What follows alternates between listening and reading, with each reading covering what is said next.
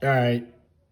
After I posted the BullyLiner video, spoke to them, which, first of all, they got phenomenal customer service. So on the BullyLiner for the exterior, one thing to let you know, it is UV stable, unlike the epoxy products, because they will oxidize in the sunlight. Also, I mentioned that I kept the heat pads in the passenger compartment area. They advise that the BullyLiner will help dissipate heat as well as sound deadening. So good to know moving forward. But if you have the heat pads in your vehicle, you can take those out.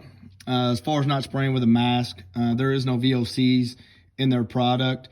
So as long as you don't actually just inhale the particles, which they're so large that you can't do that, then there's no harm in that. One of the other bigger competitors that actually named their brand after a Ford truck does have some of those carcinogens in there, which you do not have in BullyLiner. So again, recycled tires, eco-friendly, water-based, good for longevity. Check them out.